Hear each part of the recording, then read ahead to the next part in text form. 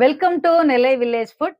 இன்னைக்கு நம்ம வீட்டில் நல்ல கம்மன் மணக்கிற மட்டன் குழம்பு டேஸ்ட்ல பச்சை மொச்சை போட்டு தான் குழம்பு செய்ய போறோம். இந்த குழம்பு இட்லி, தோசை, சாதம், சப்பாத்தி எல்லாத்துக்குமே ரொம்ப சூப்பரா இருக்கும். ரொம்ப ஈஸியாகவும் இந்த குழம்பு செஞ்சிடலாம். வாங்க இன்னைக்கு பச்சை மொச்சை குழம்பு எப்படி செய்யறதுன்னு பார்க்கலாம். மொச்சை குழம்பு செய்யறதுக்கு தேவையான பொருட்கள் என்னன்னு பார்க்கலாம்.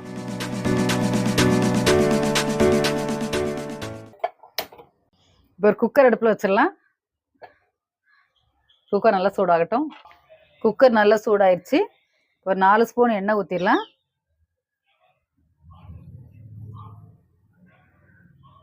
இப்போ எண்ணெய் நல்லா சூடாயிருச்சு. கடுகு, கருவேப்பிலை போட்டு தாளிச்சிடலாம். ஒரு 1/2 ஸ்பூன் கடுகு, கொஞ்சமாக கருவேப்பிலை.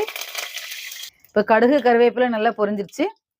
ஒரே ஒரு பெரிய வெங்காயம் எடுத்து பொடியாக கட் பண்ணி வச்சுருக்கேன். அதை இதில் சேர்த்துடலாம்.